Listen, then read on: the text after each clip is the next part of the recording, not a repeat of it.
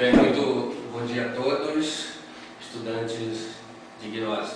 Nós estamos aqui hoje para poder proferir mais uma conferência, que é o tema de número 9, a autoobservação de si mesmo. Então, se a gente olhar ali, parece uma redundância, auto para dentro, observação de si mesmo. Então, para quem não está acostumado com a leitura esotérica, conhece, vai sentir isso. Para quem está acostumado, nós vamos poder responder, né? Estar tirando essa dúvida até o final da conferência. Por que autoobservação de si mesmo? Então, para se falar de autoobservação, primeiramente devemos enfatizar que é a primeira prática que o mestre instituiu na gnose. Então, a prática básica, ela é fundamental e dela vão depender todas as outras práticas. Então, se a gente tiver uma prática de autoobservação a contento, com certeza a gente vai triunfar também nas outras práticas.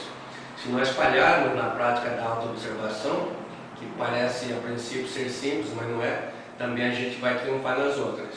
Só para vocês terem uma base do grau de dificuldade, a gente já viu nas conferências passadas que o venerável mestre Rabulu sucedeu ao venerável mestre Samael na condução do movimento gnóstico. Então, ao encerrar a sua missão, agora no ano 2000, que também veio a falecer, ele procurou nos mundos internos para ver se tinha um discípulo à sua altura para confiar no prosseguimento do movimento gnóstico. Ele não achou. E na sua pesquisa, ele verificou que a gnose instituída por ele em 197 países, não havia um estudante fazendo essa prática da autoobservação como ela deve ser feita. Então, daí, por dedução, sabia que estavam falhando nas outras práticas também. Muito bem, sendo uma prática tão importante, vamos aprender, né? Compreender como ela é feita para que a gente possa ter sucesso e não falhar também nas outras práticas. Para nós fazermos essa prática da auto-observação, vamos começar pela observação. O que seria observação? Então, observação, vamos fazer análise desta palavra. Então, nós temos observe, observar. E ação. Então, observação significa a ação de se observar. Então, esta ação de observar, geralmente nós dirigimos para o mundo externo. Se é que dirigimos, porque a maioria das pessoas nem se observa mais, né? Quem faz isso com muita propriedade são os cientistas. Eles observam com propriedade, uma observação profunda, detalhadamente o objeto de estudo deles, que a observação é uma fase dos princípios científicos. Muito bem.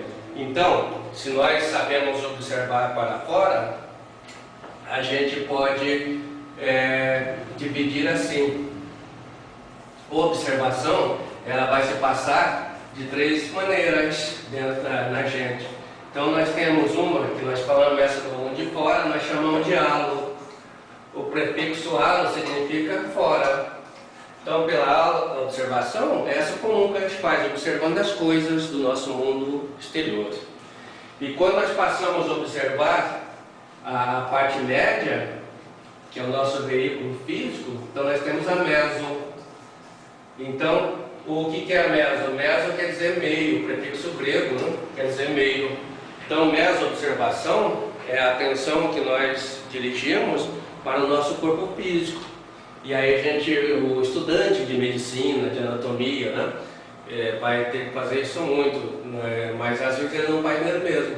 Estamos fazendo essa prática da meso-observação, que eu escrevi aqui, me repetia, né, então na realidade é meio, quando estamos observando a nossa corrente sanguínea, o sangue tem uma direção de percurso, vai pelas hortas, o sangue bom, arterial, né?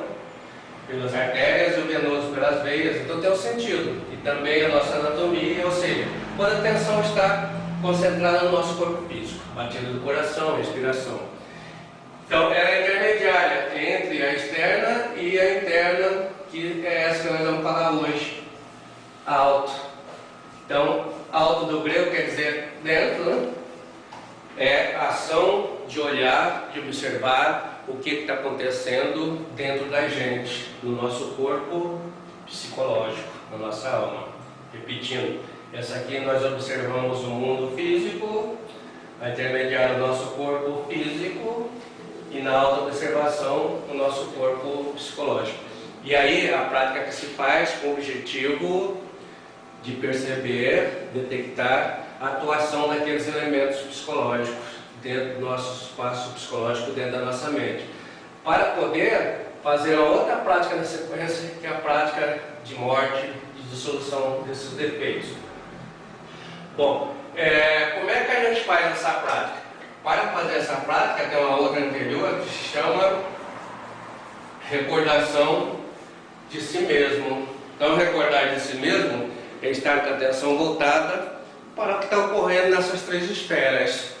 Não se identificar nem com coisas do mundo exterior, nem com coisas, fatos do mundo intermediário, corpo físico, e nem com o que está ocorrendo dentro. Ou seja, não identificar não significa não ver, não significa não registrar. Não identificar significa ter a percepção, ter a consciência do que está acontecendo nessas três esferas, mas ver isso acontecendo como um filme, de modo imparcial.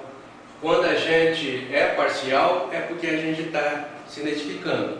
Então, a prática da autoobservação é a não identificação com as coisas do mundo exterior.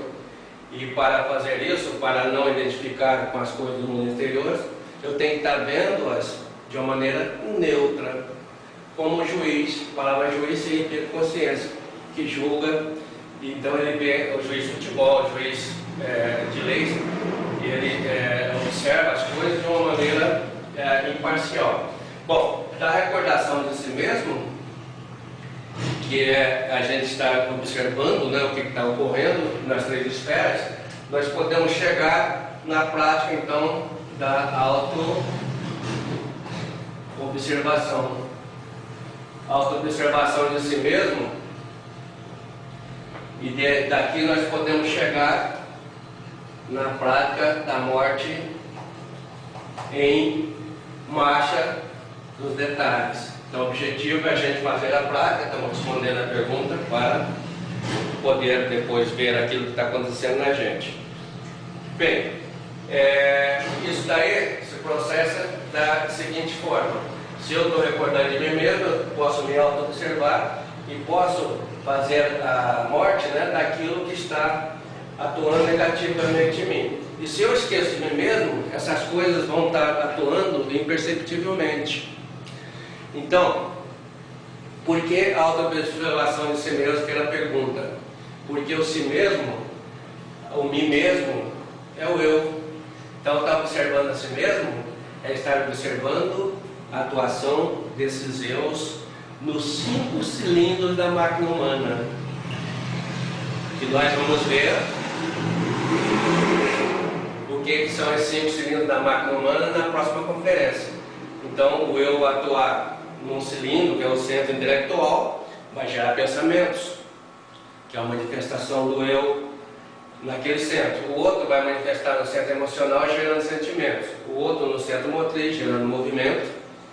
E o eu também vai atuar no centro instintivo e também no centro sexual.